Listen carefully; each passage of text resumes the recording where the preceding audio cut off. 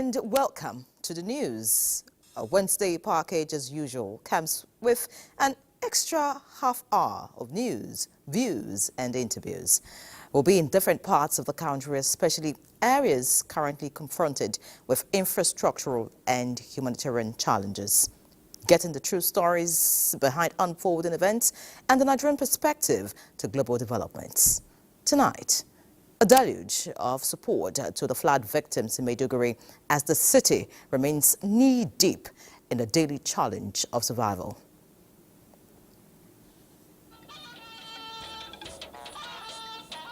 And still in Maiduguri, correspondent wades through the water to find Nigerians with their unique stories of resilience and hope.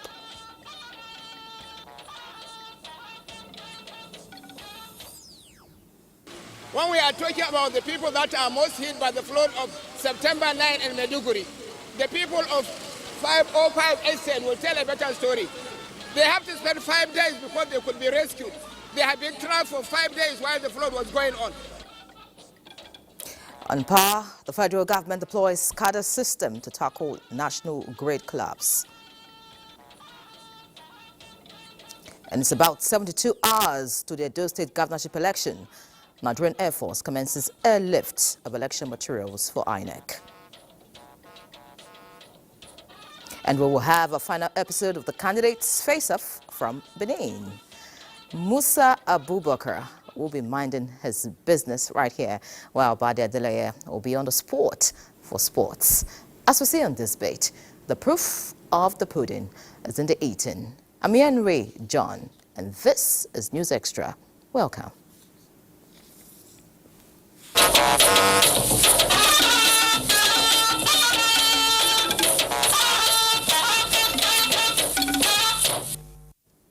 Let's begin with environmental matters now, as the National Emergency Management Agency, NEMA, has again released fresh update on flood devastation and casualties in states and local government areas across the country. A statement issued on the 18th of September 2024 indicates that 1,092,317 persons have been affected, with 641,798 displaced from their homes, while 99,044 houses have been destroyed, with 285 deaths recorded.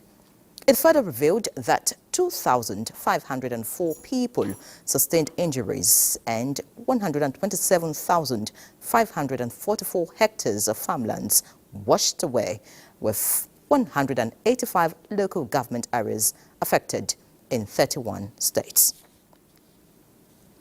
Meanwhile, several communities hard hit by the flood of September 9 in Maiduguri, the Borno state capital, are breathing normally now. Yet, they're looking back to reflect on what just happened to their lives and their city. Hamisu Rogo in Maiduguri reports that there are some communities, though, that still grapple with inundation from the flood waters, and their situation remains chaotic. Maiduguri, over a week since the flood of September 9 can still be harsh, in some situations dramatic. In overall analogy, they all evoke sympathy. No camera lens can comprehensively capture the extent of damage. No anyone can estimate the quantum of destruction. It is like an apocalypse. Years of adversity from insurgency built a wall of resilience in the spirit of the people of Maiduguri, but this one shook them to the marrow. It comes to them suddenly and at night and sweeps everything at its wake. Mercifully, the water is receding now. I am in an area, a particular area, what do you call it? Pori. Now, Pori has never been a waterway. True, it has proximity with the waterway, but their distance can be as large as a football field. But look at Pori today. It's a large waterway, and the water has found comfort running through Pori. Look at these places, are people's houses. The houses have come down. These are some of the occupants of those drowned houses at Grosho. Hajara laments she settled here in her new house only 4 months ago. The flood waters have brought down the house and carried away her 8 goats. The situation now is that the 36 IDP camps around Maiduguri are being disbanded. Returning IDPs are sent home with a bag of rice, a carton of spaghetti, and 10,000 naira. IDPs that do still have their houses in water are advised to stay behind before the water goes away.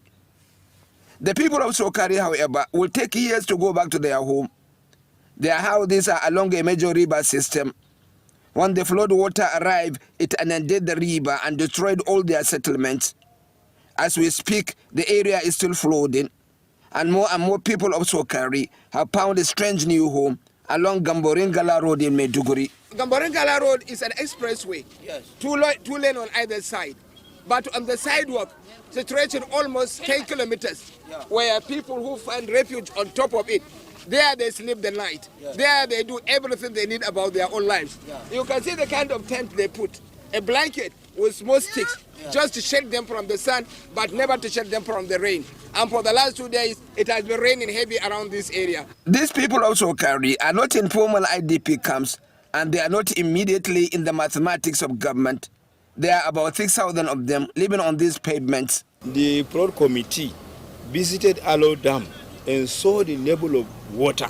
They came back to the town to make announcements that people that have built on the waterway should vacate immediately because the level of water they saw in Alo Dam is beyond human imagination. But people refuse. The river in Sokari is still angry. It is still flooding extensive spaces proximate to its route. When we are talking about the people that are most hit by the flood of September 9 in Maiduguri, the people of 505 estate will tell a better story. They have to spend 5 days because they could be rescued. They have been trapped for 5 days while the flood was going on. And you can see, up to the moment we are, the water is still going into their own houses and still flooding. This is about the only area in Maiduguri that is having the water still flooding into the area. And then I don't know how we can manage to also stop this particular water that is coming from the river bank. Okay. The river bank is just beside this particular, building. And it's polluted. And it's polluted. The Maiduguri flood will take a long time in memory, but the big question is, what happens afterwards? In Maiduguri, Borno State, Mohammed Hamis Rogo, NTA. Hamis Rogo will join us in the course of this bulletin, of course, to give us more update. And still on flood-related matters, more victims of the flood disaster in Maiduguri have received relief materials from the National Emergency Management Agency, NEMA, as part of its intervention measures. Director General of the agency, Zubaida Umar, who personally presented the relief materials, was assisted by Zainab Gimba, member House of Representatives representing Bama, Ngala and Kalabage local government areas. Ilyasu Yakubu reports. The distribution of relief items was categorized into two. It started with that of the elderly, who apart from receiving 25 kg bag of rice and a carton of spaghetti, they are also given already sewn clothes. This gesture, no doubt, brought smiles on the faces of the victims. NEMA's Director General Zubaida Umar said arrangements have been made to ensure equitable distribution of relief items to every victim. In order to prevent possible outbreak of epidemics owing to the flooded water, NEMA has stationed its water treatment van in strategic locations to provide treated water for the victims. John Deere operates the water purification van. So it does 3 levels of filtration, which is reverse osmosis, I think is the best presently now for water purification. If we set up in 1 hour, we can pump about 2,000 liters of water to drink. Borno State Governor Professor Babagana Umar Zulum said all the 36 internally displaced persons camps will be collapsed in the next 2 weeks, believing that before then the flooded water would have completely receded. From Maiduguri, Ilyasu Yakubu, NTA News. Similarly, House of Representatives members have donated 100 million naira to the Maiduguri flood victims. This was announced by Al-Hassan Ado Dogwa, who led the House delegation to commiserate with the government and people of Borno over the flood disaster that affected over 2 million people in Maiduguri and environs. The visit was at the instance of the Speaker and the entire membership of the House to sympathize with the government and people of Borno over the disaster that massively disrupted social and economic lives of millions. We as a House will be poised for accepting any attempt of intervention from the federal government, as the case may be, even if it means coming up with a special intervention that will require appropriation to address this and similar other cases in the Federal Republic of Nigeria. My sincere gratitude to the Speaker of the House of Representatives and in particular this very important delegation for commiserating with the government and people of Borno State over the recent flooding that has severely affected the social economic activities of the people of the state. The House of Representatives delegation also visited the Shehu Borno, Abubakar ibn Umar Garba El Kanemi, on a similar mission, during which they prayed Allah to avert future occurrence. In Maiduguri, Mahmoud Goni, NTA. Also, Nigeria's First Lady and Chairperson Renewed Hope Initiative, Senator Oluremi Tinubu, has announced a 500 million naira donation to the government and people of Borno State over the recent flood disaster that led to massive loss of lives and property of about 2 million people. This was made known when the wife of the Vice President, Nana Kashim, led other prominent women to Maiduguri to commiserate with the government and people of Borno over the incident. Mohammed Goni reports. Wife of the Vice President, Nana Shatima, led other members of the Renewed Hope Initiative high-level delegation, notably wife of the Speaker, House of Representatives, Ms. Fatima Tajuddin Abbas, that of the Deputy Senate President, Hajia Leila Barrow, wives of the Ministers of Agriculture and Food Security, Hajia Belkisu Abubakar Kyari, and that of Works, Rachel Umahi, among others, to convey the sympathy of the First Lady to the government and people of Borno over the disaster. Nigeria's First Lady was represented by Nana Kashim Shatima. Her Excellency Senator Oluremi Tinubu CON, she kindly asked me to extend her sympathy and prayers to you and to good people of Borno State. The representative of the national chairman of the Renewed Hope Initiative assured Governor Zulum of the First Lady's support and prayers. Governor Zulum appreciated the delegation over the visit. This is a very humongous contribution, and we want to assure you that government of Borno State under my distinguished leadership will ensure effective and judicious utilization of this quantum of money that is being given to us. They were also at the show of Borno's Palace, Abubakar ibn Umar Garba El Kanemi, where he appreciated them for the show of concern. In Maiduguri, Mahmoud Goni, NTA News. Meanwhile, the North East Development Commission has donated 3 billion naira and assorted food items and support services to Borno flood victims and small business owners. This was when the management of the interventionist agency paid a sympathy visit to Governor Babagana Umar Zulum in Maiduguri. Mohammed Goni reports. It is about 10 days now since a devastating flood came hitting Maiduguri city and Jere in the metropolis, a development that has caused a massive destruction to social and economic life of about 2 million people. Leadership of the agency, led by the chairman General Paul Tarfa and the managing director Mohamed Gone Alkali, said that tragedy was of unimaginable magnitude that requires a coordinated effort to tackle. I'm very sorry, Your Excellency, and pray that God will continue to give you the wisdom and the strength to face it and to hope that even though this has happened, there will still be lessons for us to take from what has happened. When you look at the geography of Borno State, most of the people affected are the small businesses or people who depend on self-help. Borno State Governor Babagana Umar Zulum urged the Commission to reassess and revitalize its humanitarian efforts and policies to effectively address the pressing needs of the state, which has been severely impacted by the Boko Haram insurgency and of recent flood disaster. Working together, ensuring that this is your own job. If Northeast Development Commission is fully on ground, even when President comes, we can channel all fundings to Northeast Development Commission for all this support. Earlier, the NEDC delegation visited the Shehu Borno's palace, where they announced a donation of 50 million naira for the renovation of the palace affected by the disaster.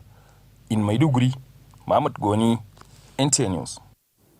And in a show of solidarity with the government and people of Borno State, leaders of Southern Borno were at the government house, Maiduguri, where they donated 200 million naira to support the government to tackle the huge disruption to social and economic life brought by the recent flood. Mohammed Goni again reports that the State Deputy Governor, Umar Usman Kadafo, led the delegation among other prominent people of the region. The visitors from Southern Borno are the latest among the teeming visitors that have been trooping to commiserate with the government and people of the state over the recent flood disaster, considered the worst in living memory. So we came in under the umbrella of Southern Borno to commiserate with the Borno state government, people of Borno in general, about what happened. And we believe such visit can unite a lot of people in the state. Instead of us doing it haphazardly, under his leadership and with all the stakeholders, we facilitated a process where we contributed money. Even now, contributions are still coming in. Governor Zulum, who was full of praises on the visit by the higher power delegation, was emphatic that it will encourage him and his cabinet at this trying time to navigate the turbulent period. The peace that we are getting in Borno State, apart from this incentive, is because of our unity in diversity. Let us maintain this status quo. And where peaceable, let us increase our collaboration. Let us increase our unity. The delegation was also at the Shehu Borno's palace, where they commiserated with him, having been affected grossly by the flood, and announced a 10 million naira donation to him to cushion the negative effect of the incident. In Maiduguri, Mohammed Goni, NTA News. Away from the home of peace now, but of course we'll get back to flood-related matters much later in the bulletin. But let's quickly update you on the latest in the heartbeat of the nation, as it's 4 days to the governorship election. Political parties and their candidates are on final preparations to woo voters. Udwakubang Achibong has this. Labour Party held a mega rally in Benin City in a final bid to secure voters' confidence. Standard bearer of the party, Olumide Akpata, rolled out programs and policies that he says will provide good governance in the state.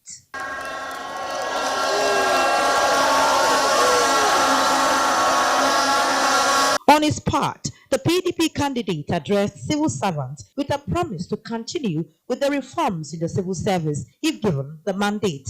I will continue what he just finished doing. You all here will be a priority. We'll work well together, we'll speak to each other, we'll help each other. 17 political parties are contesting to secure the #1 seat at Osadebe Avenue, Benin City.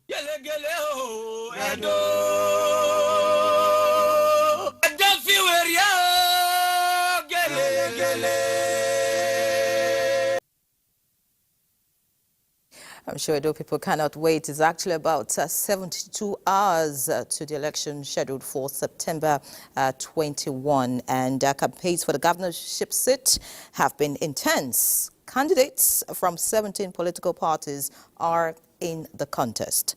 Unfolding political intrigues in the state in few days have impacted the tune of campaigns preparatory to the election coming up this weekend, just as incidences of political face-off between big names in Edo politics rising from their positions of support to their choice candidates continues. Now, this no doubt has further streamlined the strengths and weaknesses of each of the candidates, pointing to what chances they have in the election. And of course, I have joining me now for the conversation on what September 21 will look like.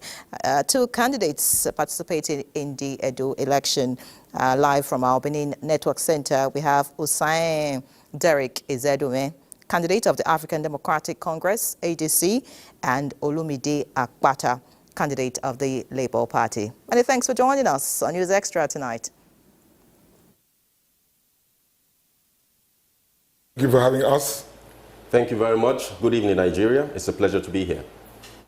Right, I'd like to begin with the candidate of the African Democratic Congress, Osai Zedouin. I'd like to know how optimistic you are, about the election, and do you think that you've crossed all that you need to do, or if you like, dotted the I's, crossed the T's, to make sure that you come out victorious September 21?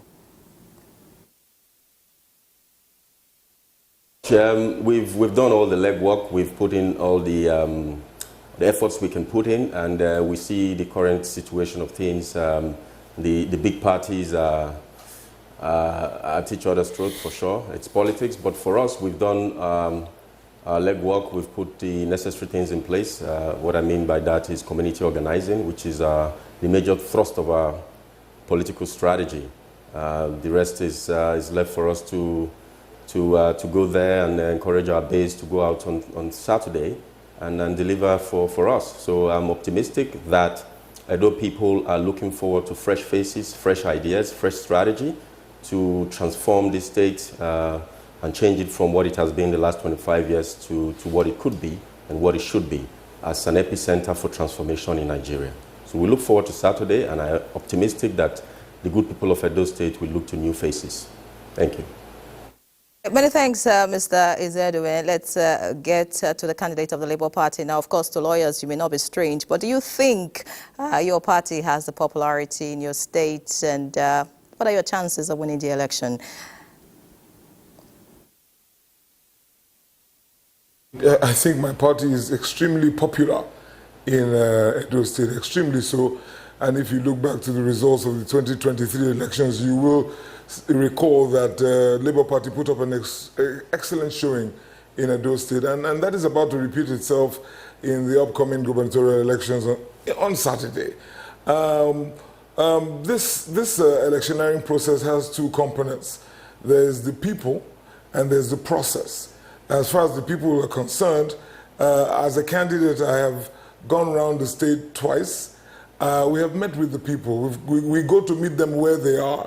We have experienced what they experience. We have seen what they see. We have felt what they feel. And we have been able to get them to believe again, because after the presidential elections, you would understand that our people became despondent. There's a trust deficit as far as the electioneering process is concerned. And so our people were very reluctant to believe that the process will be free and fair. But we've been able to spend time to encourage them to come out, to believe again that we're about to turn the corner and that something new is about to happen. And so they will be coming out in their numbers to vote for the Labour Party. Of this, I am extremely confident. Now, the other part of the equation is the process. That is the one that keeps us awake at night. There's still quite a number of challenges as far as elections are concerned in Nigeria. INEC, the umpire, as far as I'm concerned, is still contending with capacity issues. And then there are the security issues. I'm happy to report that as far as security is concerned, there's going to be a massive deployment of security forces into Edo State. I'm happy because that will encourage the people to come out. That will discourage voter apathy, which is the bane of electioneering in Nigeria. So with that, one is a bit confident. We're happy it's an off-cycle election, so enough attention can be paid on these elections by the regulator, INEC, and by the security agencies. But of course, talking about capacity and INEC, I'm sure you've heard INEC come out to say, well, they're fully ready to make sure that this election is free and fair, and of course they do their part. So let's get back to Mr. Izedouin now because of time. What strategies have your party put in action, regarding public enlightenment to avoid voter apathy, which is one of the major factors that could mar the election process? But what we've done is to, as I said earlier, to follow the approach of community organizing, not to deploy large big billboards or loud hailers, but to go door to door. So we formed cells around the 192 wards in the state, and we've had our teams go with those cell structure and talk to people in a very simple language that they would understand and say, look, this is for you, this is for the state. and there is a momentum from what we see that people in the state want change. So it's just to give them the confidence that you need to go out now. You know what it means to if you don't vote, you know the outcome that will happen. So people have been encouraged to go out and deploy their votes without fear or favor, and to vote for us. So it's a mix of giving them the issues that we are trying to address, our plans, and also encouraging them to get out and vote, because as we know, voter apathy is an issue, but we need to talk and encourage them to go out. So that's what we've been doing at the cell level, at the ward level, to encourage people to go out. Thank you very much, Mr. Izedume. Of course, getting back to Mr. Olumide Akpata now, watching your dance steps, very beautiful. And let me plagiarize on your campaign slogan. Who are your guys in this election? Who do you expect to come out to vote for you come September 21? It's the people of Edo State. Labour Party, if you look in our logo, you see Papa, Mama, Pikin. We are for the people, we are about the people. The problem with politics in Nigeria is that people have been taken out of the equation. People are totally disregarded in a process that ought to be all about the people. Classic definition of democracy has people mentioned 3 times. It is not by mistake that this is the case. So my guys are the Edo people who we have assured that we are in this for them. We're in this for them to make sure that the resources of Edo State are applied for their benefit. We're in this to ensure that we have roads, we have water, we have power, we have light, we have power, and we have good schools. They are my guys, and they believe. We have their buy-in. I am their guy, and they're ready to come out to the polls to actually vote for Labour Party. The million naira question, however, remains: will the process play out in a free and fair manner? That is what keeps us awake at night. That is what we are focusing on, and I'm very hopeful, I'm optimistic that this issue will be resolved positively by Saturday, and then the will of the people will or shall prevail. All right, many thanks, Mr. Olumide Akpata, for being our guy on News Extra tonight. Of course, Mr. Izedume, Derek Osain, thank you also for being with us on News Extra tonight. Wishing you all the best on Saturday.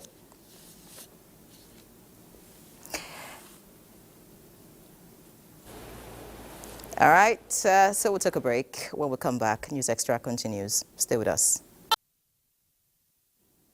All right, News Extra continues, and in a bid to prevent imminent disaster, the Federal Ministry of Water Resources and Sanitation has launched a vigilant monitoring effort at Tiga Dam, following warnings from the Nigerian Meteorological Agency, NIMET, of impending heavy rainfall and flood threats in parts of Kano State. With the safety of communities downstream a top priority, the ministry's timely intervention aims at averting imminent water spillage from the dam and minimize the risk of flooding. Yohanasu Hassan Barao has details. The recent devastating floods in Maiduguri have sparked widespread concern and panic among stakeholders, including government officials at all levels and residents living near dams and riverine areas. The Tiga Dam, a vital source of water for industrial, domestic and agricultural purposes, supplies more than 45,000 hectares of farmland under its scheme. In light of the Nigerian Meteorological Agency 2024 rainfall prediction, which forecasts excessive rainfall and flood risk, the Ministry of Water Resources and Sanitation has taken proactive measures to constant water distribution during the dry season to accommodate inflows while monitoring waterways and engaging with communities to prevent illegal diversions. A delegation led by the Managing Director of Hadeja Jama'are River Basin Development Authority and engineers from the ministry visited the dam to ensure safety and apply lessons learned from the recent Maiduguri flood. To the public, I will urge them to be patient and to be calm. We don't expect the kind of situation that happens like in Maiduguri. we are totally in control here, and Allah is in total control of the whole situation.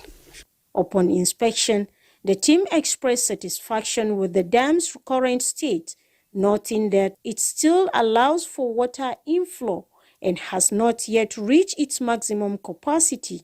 The project manager assured that vigilance will be maintained to prevent any potential occurrences. In Kano, Yahanasa Hassan Barrow, NTA News. Away from the center of commerce now, but still on the impact of flood, the rainy season is a period of blessing as water sustains all life. The season also has its own negative side, especially if it is accompanied by storms and flooding. This year, floods in Nigeria have been having a negative impact on the social and economic well-being of the people. In this report, Musa Babaliyu takes a look at the impact of the natural disaster on food security. This is what 1 hectare of land looks like. It is the size of a football pitch. And an average farmer who plants maize on 1 hectare gets at least 27 bags.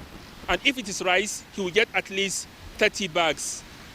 And this year, more than 127,000 hectares of farmlands were washed away or damaged as a result of flood. This will give you an idea of quantity of food that farmers lost this year. The time that the maize was about to be harvested, then this flood just came. So the water submerged all the farms, which now affected the yield that we are expecting to get from these farms. In Borno State alone, it has been estimated that more than 5,000 hectares of unharvested farms were washed away by floods. Farmers claim that the destruction will have a negative impact on farmers' output this year. Agriculturists stress the need for farmers to insure their farms against natural disasters such as floods. Agriculture is very volatile, so we must be able to mitigate against this risk so that our farmers can be well protected against circumstances that are beyond their control. There's a need for the support of the input from the government and also other organizations so that our farmers can go to the dry season so that we can bridge the gap of what you have lost. The Nigerian Hydrological Services has again alerted riverine communities about the possible overflow of the River Niger and that of Benue. An investigation reveals that thousands of hectares of rice plantation along the rivers are yet to be harvested. Environmentalists are of the view that the impact of the 2024 flood is higher than what was recorded in 2022. In Abuja, Musa Baba Aliyu, NTA News. Looking at other issues now, the Vice President Kashim Shettima has urged ministries, departments and agencies of government to actualize the agenda of President Bola Ahmed Tinubu across different sectors by working together. The advice was given after the National Council on Privatization meeting chaired by the Vice President and recommendations ratified at the 2021 and 2022 audit financial reports of the Bureau of Public Enterprises. The Council also approved the progress made so far by the BPE in implementation of its 2024 work plan aimed at strengthening its operations. The Council also directed the BPE to further engage with the relevant parties in the resolution of the dispute in the sale of the Sapele 2 Ogorode Generation Company Limited and the sale of coal blocks belonging to the Nigerian Coal Corporation.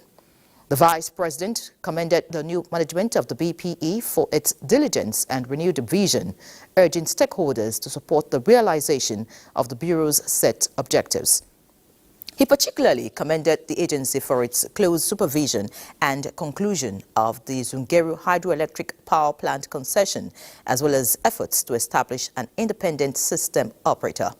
Vice President Shettima further tasked the agency to work with the various committees of the NCP and the Ministry of Justice and come up with a robust roadmap to expedite the completion of outstanding transactions in the interest of the nation. Presenting a progress report on the 2024 work plan of the BPE, the Director General Ayodeji Gbeleyi reported that the Bureau generated the sum of 93.47 billion naira in the first and second quarters of the year 2024 from 3 transactions, representing 35.9% of the expected revenues during the period under review. Meanwhile, the federal government has launched a comprehensive strategy tagged Exploit the $7 trillion global halal market, aimed at positioning the country as a leading player in the halal economy. Vice President Kashim Shettima at an event in Abuja said the project is part of initiatives to diversify the economy with a view to capitalizing on Nigeria's position as the 8th largest domestic halal economy in the world. State House correspondent Abdurrahman Jibrila will feed us. Nigeria's economic and demographic size gives us a unique advantage in developing a vibrant halal investment sector. Build a vibrant halal economy. Unlocking Nigeria's potential is the theme of this stakeholders' engagement to build a collaborative framework that will create opportunities for economic diversification, job creation, and export expansion. For Nigeria to become a hub of opportunities in the global halal economy, we must prioritize our strengths and reassess our weaknesses. Today's engagement provides a platform for us to collaborate with key international organizations.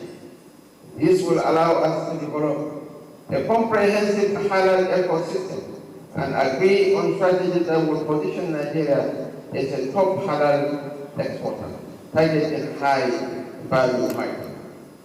Through partnerships with key stakeholders, both domestic and international, we are determined to position Nigeria as a leader in the halal economy. The halal sector can also play a crucial role in resolving the farmer hunger crisis by promoting ethical farming practices and ensuring that we use advanced technologies to improve agricultural yields. Exploring investment opportunities, promoting technology adoption, and expansion of regional trade, taking advantage of the African Continental Free Trade Area. These stakeholders say will ensure Nigeria's competitiveness in regional and global markets. The agriculture and food industry is a major component of this growth, driven by the high demand for halal-certified food products amongst Nigeria's large Muslim population. Solving problems, we need to diversify, leave our comfort zone, look at other opportunities that we can rely on and address our challenges. By increasing halal exports and focusing on strategic import substitution, Nigeria is projected to have an addition of nearly $1.2 billion to the country's GDP by 2027. From the State House, Abraham Jibrila, NTA News. The Deputy President of the Senate, Barau Jibrin, says Senate is ready to process the 2025 budget as it expects the document from the executive next month. In an exclusive interview with National Assembly correspondent Lami Ali, Senator Barau says legislators have intensified oversight of the 2024 budget to ensure ministries, departments and agencies comply with provisions. We are ready to begin the processing of the 2025 appropriation bill because we know that by tradition the budget will probably be presented in the month of October or thereabout. As you speak, senators are moving around doing their oversight functions, trying to look at the performance of the 2024 budget. He urges support from citizens as government works to improve the economy. Nigeria is part of what is happening all over the world. It is something that is applicable to all nations in the world. So while we continue to find ways of surmounting these problems, what we need at this time is the support of Nigerians. Meanwhile, Speaker of the ECOWAS Parliament, Muminatu Ibrahima, while on a visit to the President of the Senate, says the legislative body is strengthening parliaments in the region for growth of democratic governance. Renforcer la diplomatie parlementaire. Il y a des contacts que nous tenons parce que au niveau des États, la coopération peut être rompue, mais on ne peut jamais séparer les populations. Et les populations vivent toujours ensemble et nous, en tant que représentants des populations, nous faisons en sorte que Akpapi was represented by his deputy, Senator Barau Jibrin. Now, the Economic and Financial Crimes Commission, EFCC, has denied media reports, though, that the former governor of Kogi State, Yahaya Bello, honored its invitation. In a statement in Abuja, the commission pointed out that Bello was not in its custody. The commission declared the former Kogi State Governor, Yahaya Bello, wanted on 18th April 2024 following the failure of the defendant to appear in court for his arraignment and plea.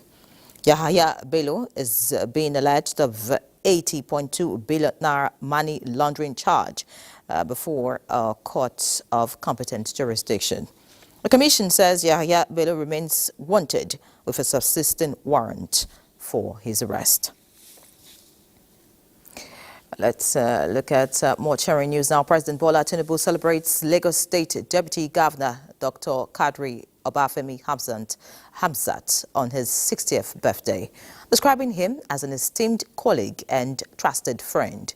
In a special tribute, President Tinubu says Hamzat's contributions to the development of Lagos State and Nigeria with his innovative problem-solving approach have been remarkable as a public servant in 2005. President Tinubu recognized Dr. Hamzat's exceptional talent and invited him to serve in his cabinet during his tenure as governor of Lagos State. Dr. Hamzat's technical expertise, forward-thinking leadership, and steadfast dedication to public service were evident immediately, making him a key figure in advancing Lagos State's development. He served as Commissioner for Science and Technology under Governor Tinubu and Governor Fashola and has been Deputy Governor of Lagos State since 2019. A praise for Hamzat's continued strength, good health and fulfillment. Minister of Information and National Orientation, Mohammed Idris, is assuring the international community that President Bola Tinubu, as beneficiary of the media, has a strong commitment towards upholding and promoting press freedom under his watch. This was when the government's spokesperson received the ambassador of the United States to Nigeria, Mr. Richard Mills, in Abuja. Salihu Abdullahi Gonara reports. Outlined in the vision for the Federal Ministry of Information and National Orientation under the leadership of Mohammed Idris is, among others, a commitment to transparency in public communication and to build trust between the government and its citizens. In line with the quest for press freedom by his visitor, the U.S. Ambassador to Nigeria, Richard Mills, the minister assured of an enabling operating environment for the media in Nigeria through favorable policies. And I wanted to talk more about how we could work together to strengthen freedom of the press here in Africa and around the world. And also how to fight disinformation, which is a problem many countries are facing, especially democracies. And the minister and I shared some thoughts and ideas on that. So that's why I'm here today with my team, and it was a very good discussion with the minister. We are doing a great work to ensure that Nigerian press is not just free, but becomes one of the freest in the world. I know that there are some challenges here and there, but we are working on those areas to ensure that all of us enjoy what is called press freedom, which, by the way, is an important part of any viable democracy. He talked about misinformation, disinformation, fake news, and all that stuff, and we discussed about that. We all believe collectively that there's no way you can build a viral society when you promote fake news and you don't take the issue of misinformation and disinformation seriously. But giving him the Nigerian government's commitment to our commitment to press freedom, and will continue to work to ensure that the Nigerian press becomes even freer. The current administration, he assured, will continue to promote press freedom and responsible journalism to foster unity and promote democracy in the continent. In Abuja, Salihu Abdullahi Gwanara, NTA News. Dividends of democracy can be reaped when citizens take advantage of policies and interventions designed to improve their livelihoods. The Federal Ministry of Information and National Orientation is bridging the communication gap at the grassroots to mobilize and enlighten residents of Etiosa local government of Lagos State to key into the 8 intervention programs of the government tailored towards addressing their areas of needs. Joel Kukwola takes it up from here. Taking the Renewed Hope initiative message to people at the grassroots, who are the target groups expected to be at the receiving end of government interventions to cushion the impact of the reforms by the President Bola Tinubu-led administration. The Federal Ministry of Information and National Orientation liaison officer in charge of Lagos, Benedicta Dibe, says it is no longer business as usual, with governance now experiencing a paradigm shift with disbursement of about 3 billion naira to students in the Nigerian Education Loan Fund (NEL-Fund), which comes with a monthly upkeep allowance of 27,667 naira to guarantee access to education. This 8-point agenda is for all of us. I'm asking that they go back and access this website. You don't need to know anybody to access it. You access it. A few months ago, some universities came up and reeled out names of their students that have their fees have been paid. Been able to know that so many programs has been on and that has been going on from time to time, and people are benefiting. Rukayat Saliu Issa, Chief Information Officer of the ministry, reeled out step-by-step approach to access these websites, especially the Consumer Credit Corporation and CNG conversion currently gathering momentum. All these initiatives are geared towards poverty alleviation, job creation, and ensuring easy access to credit facilities for MSMEs, culminating into economic growth. In Lagos, Joel Ukbola, NTA News. Let's move away from Lagos now and head to Akwa Ibom State, where 600 bags of fertilizer to every local government area, 30 schools, 42 roads, 14 ICT centers, and 8 police stations are among the many interventions of the federal government to the state under the leadership of President Bola Tinubu. Senate President Godswill Akpabio stated this at the flag-off of the APC local government election campaign held at the Ikotokpene Township Stadium. Kelvin Samuel reports. In the past, local government elections across the country were mere formalities that were never taken seriously by opposing political parties. Today, with a single stroke in the right direction, there is a change as the local government financial autonomy has reawakened deep grassroots politics. To these teeming supporters of the All Progressives Congress, APC, they are confident of a favorable outcome in a free, fair, and transparent local government election in Akwa Ibom State. We will take over, but we are going to show our strength in the oncoming local government election. He is ready and poised to take over the various local government areas of Akwa Ibom State. Leader of the All Progressives Congress, Akwa Ibom State, and President of the Senate, Godswill Akpabio, reassures the federal government's commitment in restoring the glory of the third tier of government, noting that APC will emerge victorious in the local government elections. We are going to commission before December 7 town halls for primary health centers in the state. Through my office, we are constructing 14 primary health centers that will be well equipped to bring healthcare delivery to you. For the intensive care hospital, we are doing one that will complement what the state government is doing.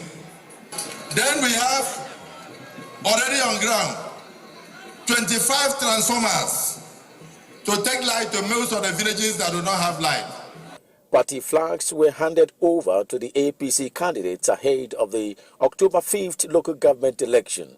From Ikotekpene local government area of Akwa Ibom State, Kelvin Samuel, NTA News. Let's pause here. More reports after this break. Stay with us.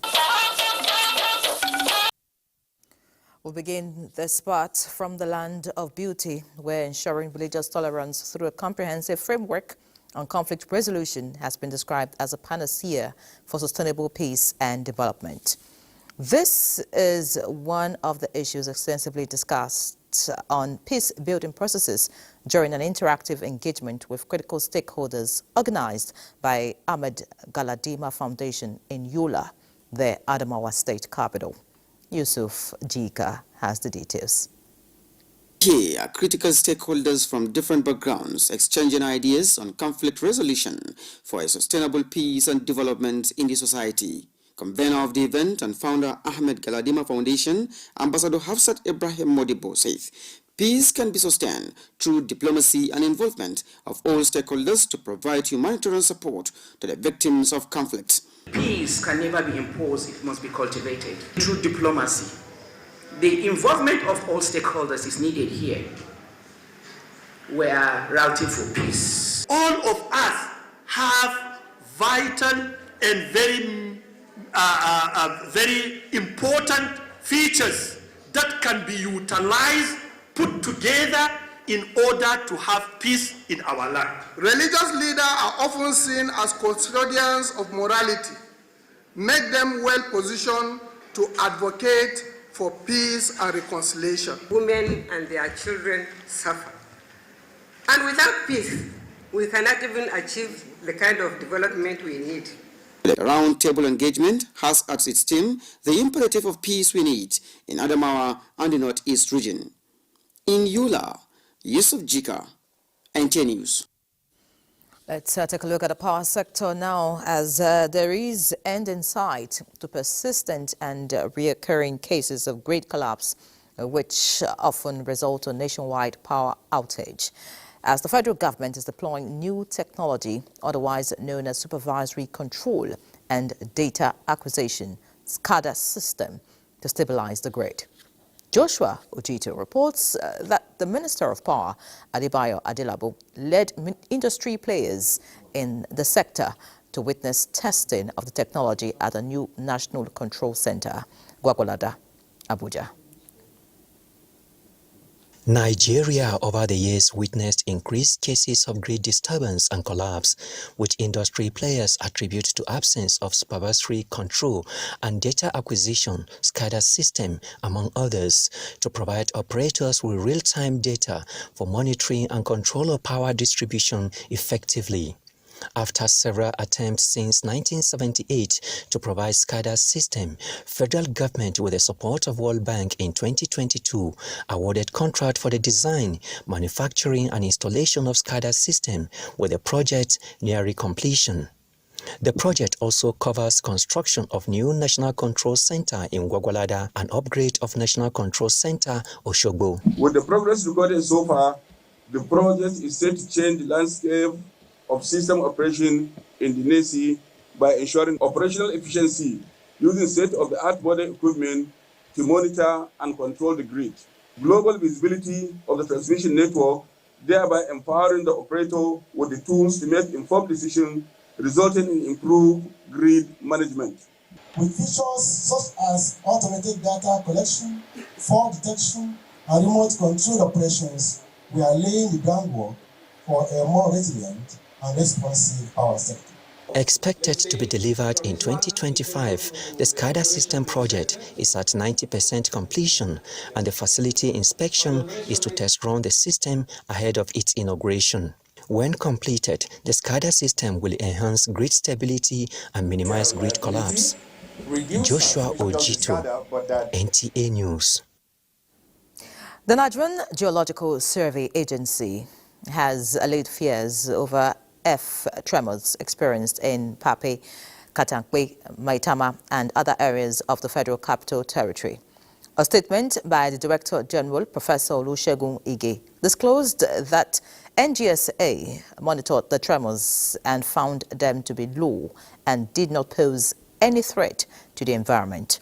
Professor Ige notes that the monitoring station NGSA 5 at Katankwe has been capturing several significant ground motions with high movement magnitudes in the past 5 days, beginning from September 13, 2024 till date, and only one mild event was recorded on September 13th.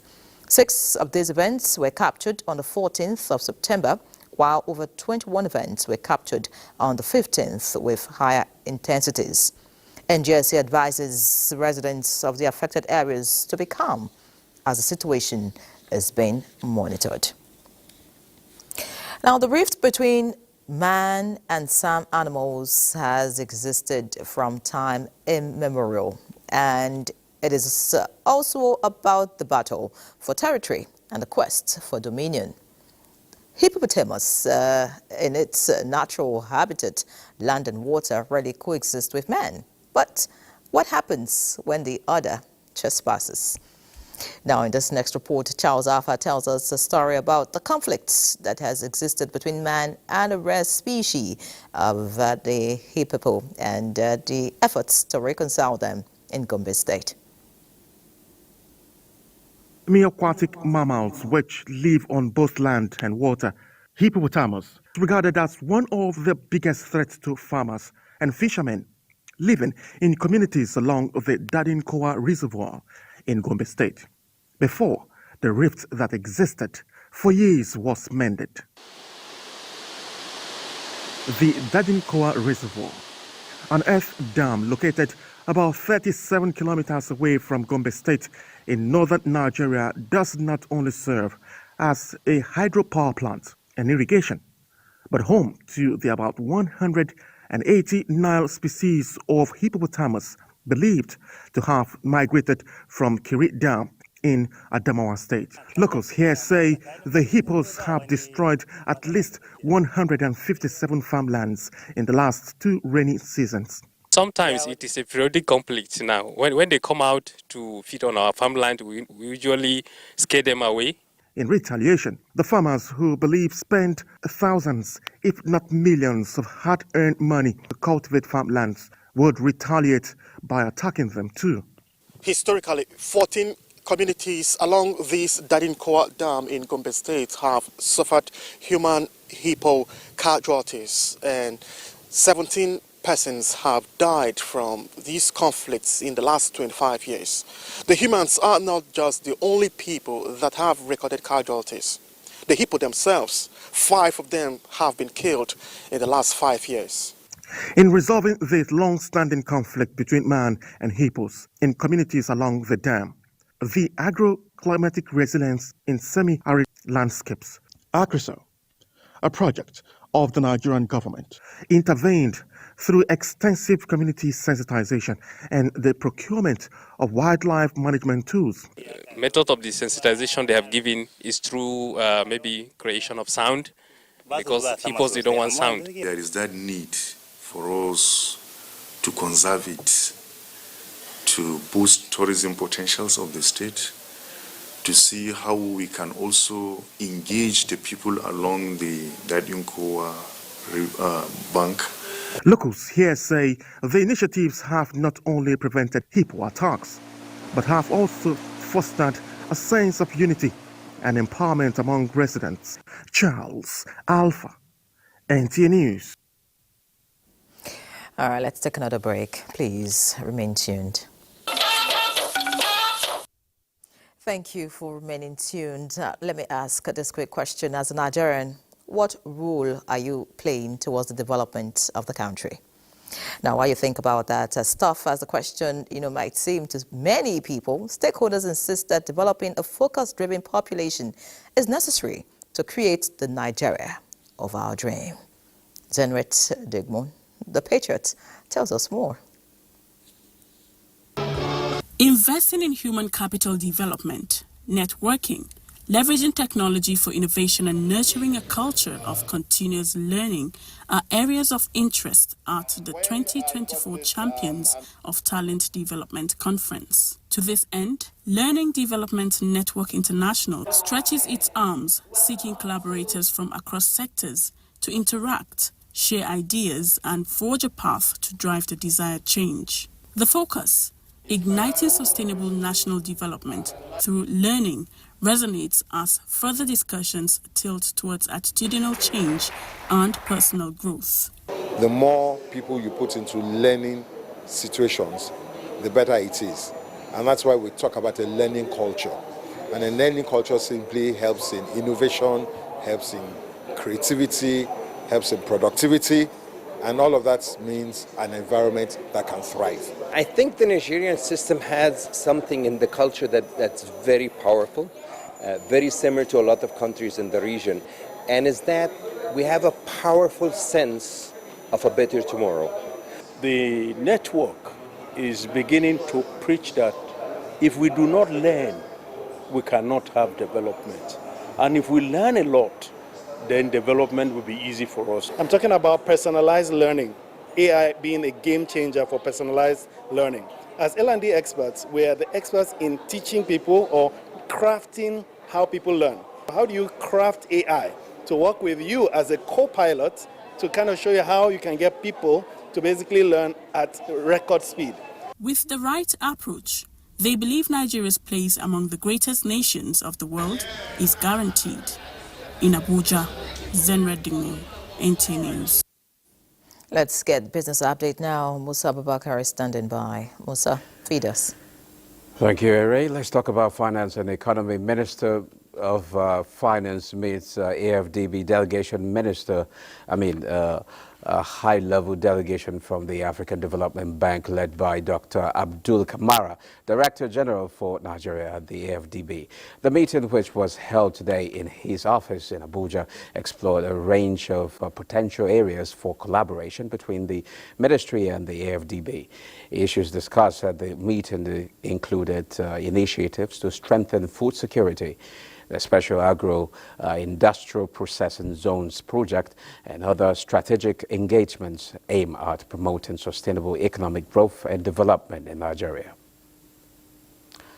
Oil prices fell on Wednesday after 2 sessions of gains after an industry report showed increase in U.S. crude and fuel inventories offset rising tension in the Middle East and the potentially bullish impact of a U.S. interest rate cut.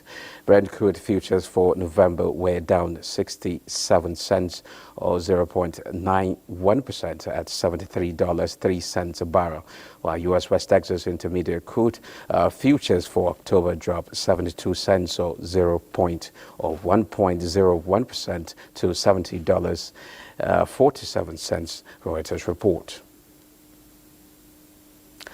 The equities market extend gains to midweek as investors await a decision of Central Bank of Nigeria next week on interest rates. The all-share index advanced by 56% to end session at 98,230.92 points. At the end of today's market activities, a total of 361 million shares in 9,627 deals, corresponding to a market value of 7.6 billion naira, were traded. Today's data shows 23% decline in volume, 19% decline in turnover, and 20% decline in deals. Equity capitalization increased to 56.5 trillion naira. Japan Gold and Ventures recorded the highest volume of 64 million traded shares, followed by FBN Holdings, United Bank for Africa, and UPDC. Now that's a quick look at business news. News Extra continues with Ari. Well, thanks, Musa, for the update. And, of course, the stock market report. I also have some market update for you. Good news, as farmers in Gombe State begin to harvest their farm produce, prices of perishable goods are significantly dropping at a popular Kwadom vegetable market in Yamoto Deba local government area of the state. Correspondent Abubakar Lukman reports. At the Kwadom vegetable market, a basket of tomatoes now sells for 800 naira, down from 1,000 naira. Onion, previously sold for 2,000 naira, is now 1,200 naira. Hot peppers, which sold for 2,300 naira, now cost 2,000 naira. Okra, previously sold for 1,500 naira, now sells for 800 naira. Umar Ibrahim Bateri and Awal Hassan Sintali, vendors at the market, attribute the price drop to the harvesting season. They urge the authorities to provide cool store facilities to support perishable item sellers. Anozi Good News and Loki Prince Adeshina, who have been patronizing the market for over 20 years, praise the peaceful and harmonious environment in Gombe State, which keeps them coming back despite the high cost of transportation. I'm here to buy okra and tomatoes to the east. When I buy it, I send it to the east, Imo State. I came to buy perishable goods, such as tomato, okra, pepper, tatasi. Chairman, National Union of Road Transport Workers, J5 Branch Kwadam, Faisal Abdullahi said despite the removal of fuel subsidy, they have been able to transport goods to eastern Nigeria and neighboring countries like Niger Republic and Cameroon. In Gombe, Abbas Mekano, NTA News. 1:34. All right, so now the chairman, Nigerians in Diaspora Commission, Abike Dabire-Rewa, has commended the contributions of Nigerians in diaspora to both the Nigerian economy and their host communities. He stated this during a presentation at the Africa Diaspora Day on the Hill, held in the U.S. Capitol as part of the Congressional Black Caucus Annual Legislative Conference in Washington, D.C. Dabire-Rewa noted their achievements across various sectors worldwide, emphasizing their role as strategic partners in the nation's growth and efforts of NIDCOM to engage the Nigerian diaspora through National Diaspora Policy, which aims at harnessing resources and capacity of Nigerians abroad for national development. Dabire-Rewa's participation at this high-level event further underscores Nigeria's commitment to deepening engagement with its diaspora community and advancing collaborative efforts with global partners to drive economic growth and development. The event, entitled The Rise of Global Africa, Forging a New U.S. Economic Partnership with Africa and the Caribbean, brought together U.S. Congress members, African leaders, and business executives to discuss strategies for fostering stronger economic and political relationships between Africa, the Caribbean, and the United States through the global African diaspora. Let's see other news now. Preparations are on for the successful hosting of the 2024 Ogbomosho Cradles Carnival in Ogbomosho. Elizabeth Omori reports that Oba Gandhi Afolabi Olaoye, the son of Ogbomosho land, unveiled the ambassador and logo for the festival in Abuja. The Ogbomosho Cradles Carnival aims to celebrate the town's culture and history. It will feature cultural displays, food fair, exhibitions, dance, traditional music, and other artistic performances. The paramount ruler, Oba Gandhi, who unveiled the logo for the show, hinted that the carnival is part of the 25-year development plan of the ancient city of Ogbomosho. We've set up different committees. Committee on Education, on Health, and Carnival, and Tourism, and Hospitality, and all of those things. The things that we are going to own. Partners of the annual event, including the NTA, assured the organizers of a world-class carnival to drive economic growth of Ogbomosho land. Ogbomosho, is going global because we've seen people trying to package it for export. We look forward to the first one we're doing this December. Ogbomosho has competitive advantage of all of the things we had packaged together to celebrate come December. Everything that borders on the promotion of the welfare of Nigeria falls within the ambit of the NTA. Gongwa Sokrona, NICE, is the carnival's ambassador. In Abuja, Elizabeth Omori, NTA News. The National Youth Games time is ticking to the closing ceremony, and of course, Bade Adleye has all the details on sports updates. Bade. You're very much right, Yeri. Welcome to Sports Update. Quickly, the National Youth Games, 2024 time is taken to the closing ceremony, and of course, that will be at the Stephen Keshi Stadium, Asaba, on Thursday, with a waiting game for the winner to emerge. Correspondent Austin Edembodo reports that para-athlete 14-year-old Glory Enyoma from Abia State defied the odds to win the girls' 100 meters T4647 event, and also spoke with the Commissioner for Youth and Sports Development in Bayelsa State, Daniel Egali, on the call to revert the age limit of participants from 15 to 17 years. I hear the minister has made that suggestion, which is commendable, but it's something that will be subjected to the Council of State to deliberate upon. If we're talking about age cheating, whether it's under 17 or under 15, it's still going to happen. Okay. Of course, you know our under 17 football teams and what has happened to us. So until we get to the senior level, you cannot do away with age cheating. Okay, sports is now set to play a pivotal role in driving business growth in Oyo State after the latest adoption of athletics to drive community integration into key government policies. Tagged Ere Daraya, the marathon will feature a 42.195-kilometer race as well as 10-kilometer fun race, obviously not for the light minds, with the winners breasting the tape at the Lekon Salami Sports Complex, Ibadan, on November the 2nd. Plans are in top gear as we prepare to host Nigerian elite athletes, foreign elite athletes from across the globe, and the teaming fun seekers to a beautiful city.